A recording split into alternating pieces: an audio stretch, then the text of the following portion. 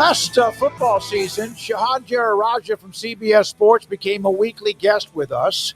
And before we get to his segment that he wrote 5,000 words on his trip to Lubbock, how about this note from earlier today that he has been named the 2025 Edward Aschoff Rising Star Award, Football Writers Association of America. And congratulations, he's the former ESPN reporter who passed away at a very, very young age in his early 30s. Shahan, congratulations. That's got to mean a great deal to you. It really does. And listen, you guys have been there just about since the beginning, since I was quite literally a teenager. So I know that it probably makes me feel a little old that I've kind of been able to do what I've been able to do in my career. But I appreciate all of your guys' support, and it's really cool to jump back on with you guys right now. How did you get into the business? What was it that this is what you wanted to do in your life? Well, it's funny. I was a basketball fan more than anything growing up. And, so I would watch all sorts of games. My parents didn't really get it. They weren't big sports people. But I joined the school newspaper, the Baylor Lariat, as a sophomore when I was at Baylor. And it was more than just like the sports of it. It was the reporting of it. It was getting to be around. It was getting to talk to people, kind of be a part of the action to a certain extent. And, I'm really blessed and lucky. One thing kind of led to another. And, coming out, I thought that I would maybe do a little bit more of a beat writing type path. But Dave Campbell's Sex Football came about, and it's really just set me on such a wonderful path. And I'm lucky things worked out the way that they did. So I want to ask you now. You didn't write. We'll ask you about Cody Campbell in a second. But with everything that's changed in the last couple of days, with Texas State, with now Louisiana Tech potentially, do you think these are good moves for these schools, or do you think they're just kind of like, well, I mean, Well, I think everybody understands that there's a musical chairs going on right now. And ultimately, you just want to be in a stable place where there's a seat at the table when the music eventually stops. And, I think the calculus of all of this is quite interesting, right? Because, for example, we saw the Pac-12 go after schools that are in the AAC. And the AAC schools have kind of said, well, we think maybe we're more stable where we're at. Well, now you see them, of course, going after a Sun Belt school, and you see the Sun Belt going after a Conference USA school. And I think everybody's trying to figure out what is the best long-term situation and long-term place to be in. Certainly, I think for Texas State, having only moved up less than 15 years ago, the idea of being part of even a diminished Pac-12, but one that has a lot of really quality programs as well, I think that's enticing to them. And look, I think that the other thing too is that with a lot of these schools in Texas, again, I was covering them maybe close to 10 years ago. A bunch of them were not expecting to be in a position to be buyers of realignment. So I think that everybody's embracing that position just a little bit. So, Shahan, before we get into the piece on Texas Tech, based on just reading your tweets and some of that, you seem pretty overwhelmed by the reaction in the best kind of way possible, mind you. But just what have the last 24 hours or so been like in terms of the reaction you received, and how much did it exceed maybe your expectations going in? Well, listen, I put out a tweet kind of teasing that I had a really good piece coming on Texas Tech, but, those sort of things can backfire sometimes. Sometimes you drop something and people don't like it as much as maybe you hope that they would. I felt like maybe I was overselling it a little bit, but it's been so amazing.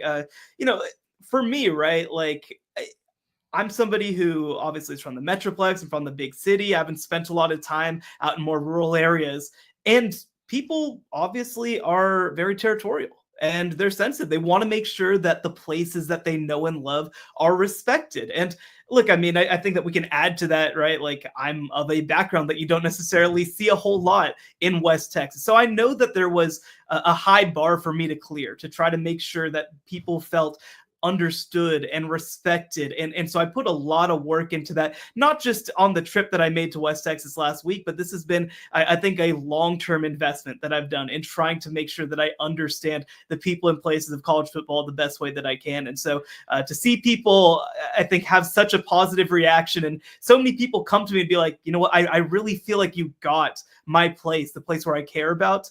It's a special feeling. And, again, the nice thing about writing one of the best things you've ever written is that, you can write something even better the next time.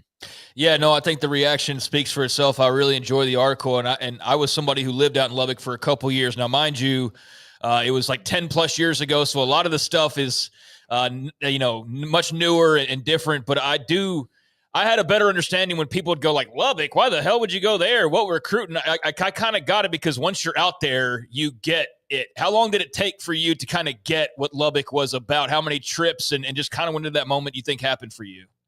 Yeah, well, I've been out there probably 4 or 5 times over the course of really most of the last decade. I told some people over there, like I covered Cliff Kingsbury out there, I covered Matt Wells out there, now Joey McGuire.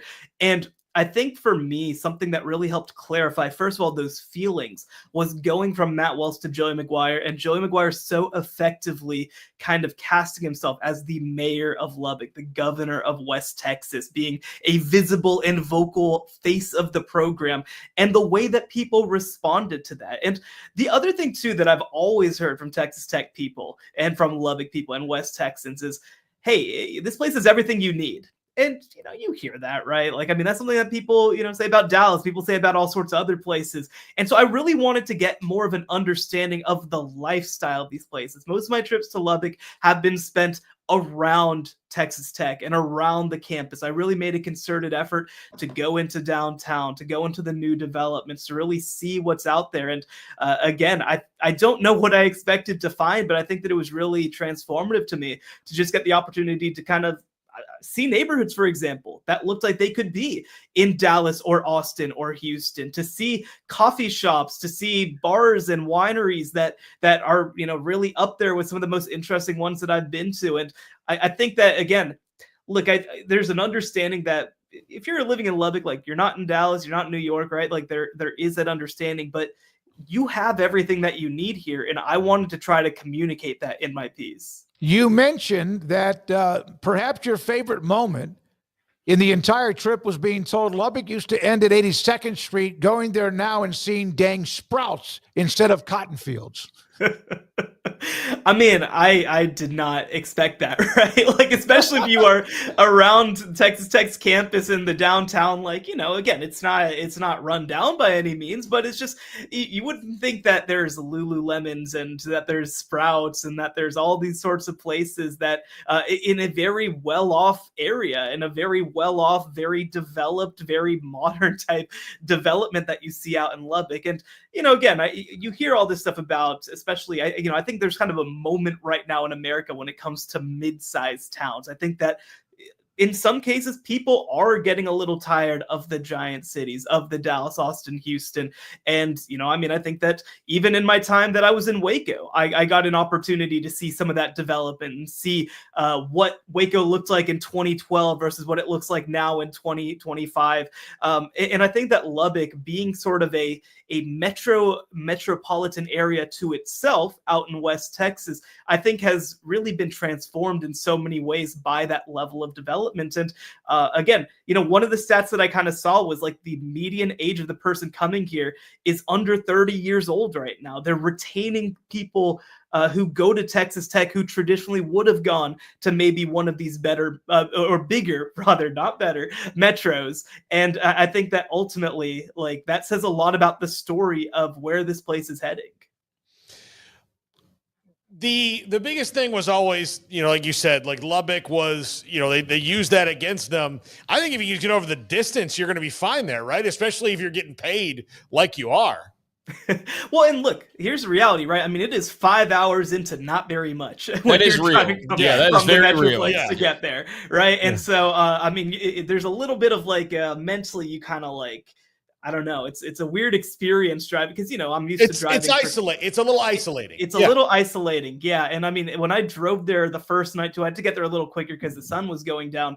I was just like, let me just stay on the highway, like on the interstate. Like, let me not try to get too cute with it. Right. But once you get there, I mean, it really is true. It's a thing that they repeat, but it's got everything you need. I mean, you've got entertainment, you've got art, you've got food and drink, you've got all sorts of things out there. I mean, even if the reason, that Lubbock is called the hub city is because you have access to all the different wings of West Texas, from the ranches and canyons of the Panhandle down to oil country, over to the American Southwest and to the Metroplex. So like, I think that, again, especially when you're from the city and when you're not from there, you kind of view the idea of access a little differently than when you are out there. And I think that that was one misconception I really wanted to address in my piece is, like you said, there's nothing more that you really need than what's out there. And I think that that Lubbock, especially as a city, has done a tremendous job of making sure that what's there really serves the young people who are coming there. So you did a nice job of balancing, kind of exploring, Lubbock and also obviously the investments that Texas Tech has made with Cody Campbell leading the charge, although there's Womble and various others as well. And also getting into, like, there's a pressure there, Shahan, right? I mean, it's all fun promoting throughout the offseason and talking about the big deals, but at some point, like, you got to go out and win games, and they acknowledge that, whether it's James Blanchard or Joey McGuire. How much of a pressure do you feel like is on this year, though, specifically? Like, is it a boom or bust in 2025, or is this like more of a, it's going to have some time to breathe, but they've got to show some results pretty quickly? Like, kind of how do you view that level of pressure they're facing there? Well, I think it's interesting, right? I, as a Texan, always like try to push back a little bit on the oil metaphors because they're just a little too obvious, right? But it's hard not to make those metaphors with this particular team at this particular time. They know that this offseason was a boom time. And they know that they have to maximize what's there while they have the opportunity. Obviously, I get into it much more in the story over at CBSSports.com, but essentially, Cody Campbell, their top booster, went to the table in July 2024 and told their general manager and head coach and athletic director, hey, you know what? This might be the last opportunity that we have to really invest in this kind of way before the rules change. So there's an understanding that this could be a once in a lifetime opportunity. And another comparison that I got a lot was Joey McGuire talked about his 2006 Cedar Hill High School team, which was, by the way, his fourth season as a head coach at Cedar Hill, a place that had never won a playoff game in Texas high school football. And he leads them to a state championship. And what happens after that 2006 team is that Cedar Hill sees football differently, from the kids who are growing up there, to the businesses investing in it. Everybody understands this is a place and a program where special things can happen. That's the goal of this season. That's why they put so much into this roster at this time. So look, I mean, there's an understanding that sometimes the ball bounces the wrong way. I mean, there were 4 teams that finished tied for first place in the Big 12 last year. Only 2 of them could go to the conference championship game. It's not a title or bust mindset necessarily, but it's a, hey, there are no excuses. We have all of the players and personnel and investment that we could possibly need. We better be at least in a position to compete. Did the history that Cody had, along with Sellers, his good friend John Sellers, with Double Eagle Energy, also bring that ability to not gamble? I guess it was that the gamble, because they hit the market when it was down, I believe, is what your story is talking about, and they've made billions. We know that. Is that also a little bit of what he's doing now? 100%. And it's not just attacking when the market is down, but it's seeing a market that maybe people don't understand exists as yet. And so, for people who don't know, Cody Campbell and John Sellers, they do not come from oil. They are not legacy people. They don't come from those types of families. The way that they made their oil money was they essentially went driving through through West Texas, the Permian Basin, looking for small leases and buying up mineral rights that they could then package together and sell to bigger companies when they struck it big. And so it's much more a story of land and speculation than it is a story of drilling for them. And I think that Cody Campbell especially sees this moment as a moment of potential speculation, that, you know what, nobody knows how the money's going to work heading forward. Nobody knows how the roster is going to work heading forward. And on top of that, by the way, one of the things that's actually kind of a blessing in disguise is that a lot of programs spent a crazy amount of money in maybe the first or second year of the transfer portal era. So them coming in at the 4th or 5th year of the transfer portal era actually means that they were able to be a top bidder in the market in a way that some of these other programs have not been. And so I think that, again, they view this as a very unique opportunity, and one that very well might not be replicated in future seasons. Shehan Jeyarajah, CBS Sports, with us on 365 Sports. Yeah, I guess the key for it, like, again, there's not, I know it seems like it, but there's not a Cody Campbell for every school.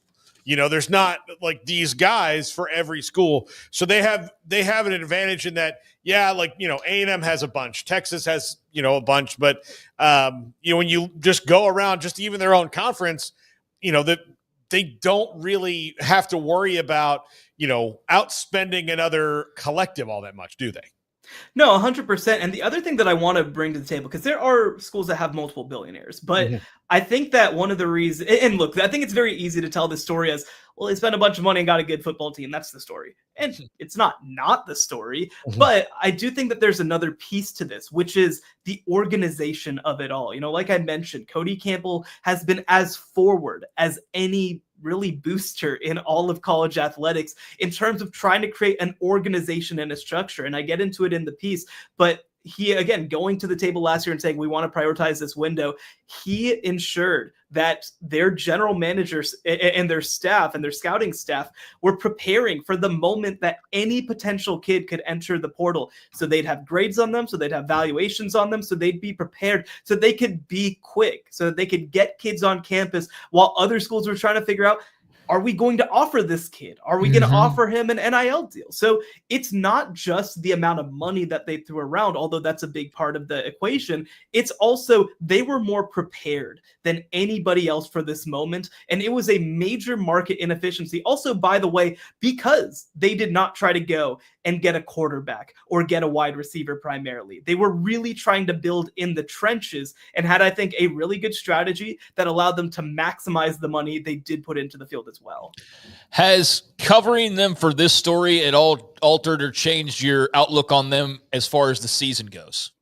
Yeah, I think that there's a couple pieces of it, right? So first of all, the thing that I think changed it the most, and I got a chance to talk to this kid when I was down there, was when they added David Bailey, the Stanford transfer, who, by the way, everybody in the country wanted. He's a potential first-round pick as an edge rusher. And I think that he took them from being a very good pass rush to the best pass rush in the Big 12. I think that also you look at what they've done on the offensive line. I mean, it's funny. Until last season with Baron Morton, who was hurt for a lot of the year, by the way, they hadn't had a quarterback start the entire season since Patrick Mahomes in 2016. They've dealt with injuries every single year, and so they invested a lot of money to make sure that their offensive line is going to be up there with some of the best in the Big 12. Now, of course, they have to integrate 20 plus kids into their roster. They're going to have a lot of new players. Taj Brooks, who was their best player last year at running back, is gone. So there are definitely downsides to this as well. But I do think that that after going there and talking to them and seeing the way that they communicate, seeing the way that they're coached, seeing the way that they bought in, this is a team that I think is on the short list for being the favorite to win the Big 12 in 2025. We have a nice chunk of fans from all the Big 12 cities, whether it's BYU, Provo, or whoever else, Oklahoma State, etc. But we have an even larger chunk at times of Texas Tech alums, boosters, fans, and whoever else. Laura Weiss, what makes Lubbock great is the people who live here. I lived in Austin for over 40 years, and there is no comparison with regards to the people. And she actually even added later on, the reason she went to Lubbock and Tech early on in her life was because she wanted to get away from people. So you have that distance, and yet again, it's a little bit closer of a flight than some people realize. No, 100%. And actually, that was one thing that their athletic director, Kirby Hoka, also mentioned as well is, hey, it's actually pretty easy to get here in terms of we have flights that go through Dallas, Houston, Austin, Phoenix, all these cities, right? You can get here. And once you're here, you're here. You can enjoy this place. You can have, like you said, sort of there's an unpretentious culture to it that I know is something that a lot of Texans really appreciate about places like West Texas. So, no, I mean, it's a very special place. It's a place that obviously I think people are very invested in. They take pride in being from there. And I think that, when you talk to another West Texan, they know what it means to be a West Texan. Paul, not going to ask about the barbecue at the end of the story. I mean, look, he and I already talked about it on Twitter. Oh, okay. You already had that. Okay, I missed that. On Twitter we did. I mean, we didn't talk about it here, but what are they? Eva Marie's is third, fourth? I think they're 7th right now on the list. Yes. No, Yeah. it was incredible stuff. So I got a 2-meet play. So just for context. So I came in Sunday night. I had to leave Tuesday to get back home. And Evie Mays is closed on Mondays. So I was like, and on top of that, look, here's the reality, right? Like we talked about, the drive can be a little mind numbing when you make it. So I wanted to make sure that I was making it during daylight and not hitting the worst of Dallas rush hour. It opens at 11. So I was there right at 11 and I'm like, I'm getting this to go. And so, I went in there, got my 2-meat plate. The ribs are incredible. They're some of the best ribs that I've ever had from a Texas barbecue place. But yeah, I mentioned at the end of the story, I didn't successfully bring a silverware or a napkin with me when I decided to leave. And so, you know what? You do what you got to do. I'm not going to wait 5 hours to eat my barbecue in the car. So I just went to all hands in. Hey, caveman stuff. That's how, exactly. Look, the first barbecue was not eaten with a fork. Did you get anything on your shirt? No, I'm pretty good actually. I'm pretty good about that stuff. I don't know. And thankfully I mentioned in the story as well. It was like a perfect sort of bookend to the story. I think in some ways I got stuck behind, of all things, a giant propeller for a wind turbine that was trying to turn into a site. So we were stopped for like 12 minutes. And so I was like, this is perfect timing. I'm just going to jump in and do it. If you ever, those things are huge. Have you ever seen a caravan of them going down a highway or whatever? They'll shut down the highway. Yeah, those things 100%. Are huge. We had, there were 3 of them turning in. So it was like the giant turbine was built, but there were no blades on it at that point. So they had the 3 blades all trying to turn in. And look, you can't exactly easily turn in with a semi-truck with a giant, flat, long blade. So it was really cool to kind of see in person. And, I kind of tied it into the story a little bit, right? Like it kind of was emblematic to me in some ways of, hey, you know what? West Texas is also trying their own ways to move forward. Yeah, they are. One of the best stories, and we've had Joey talk about this before, when he first was able to a couple of years into the job at Texas Tech, when Debbie was on her way home and she was upset because they were 3-5, his wife, and she was playing mahjong. And she said, you need to start winning games. Like the pressure of, hey, you got this opportunity, now do something with it. Yeah, 100%. And I mean, that's, I think, the piece that people like don't realize. And actually, talking to James Blanchard, he got into this a little bit as well, is like, again, when you're a high school coach and you're in a good situation, really ain't many good reasons to leave, right? Because you're set there, you're probably not going to be fired over a bad season, maybe over a bad run, but like you have some implicit credibility. Like Joey McGuire was able to wait until his son Garrett graduated from Cedar Hill before he worried about moving on to a new job. It's not really like that at the college level. And, if you have a bad season, it doesn't matter if the season before you beat Texas and Oklahoma for the first time in 50 years or whatever it was, you can find yourself on the hot seat. And you know what? Like I even asked Joey McGuire directly. He could have had, because again, they have 3 straight winning seasons. It's the first run of 3 straight conference winning records since the Southwest Conference folded. Like they have not had this kind of success consistently. And I kind of asked him, I'm like, look, Joe, you could do this for 10 more years and have, pretty good above average seasons forever. And, ultimately get to retire on your terms and all this sort of stuff. If this goes bad, you might be looking for a job next year. So why do it? And I mean, he was just like, look, I want to embrace the fact that this has not been done here. And I think I'm the guy who can do it. Yeah, there's pressure that comes with it. There's pressure anyway to college football. Shahan, thank you, man. The response, I've seen a lot of what you've said. The response was overwhelming for you. Great story. Every college town has a great history, and there's always some great stories. Shahan with a nice job, really nice job. Thank you for your time, buddy. Congratulations as well on the Ashoff Award. That's awesome. Good for you. Thank you so much for having me. All right, Shehan Jeyarajah with us on 365 Sports. This is a note from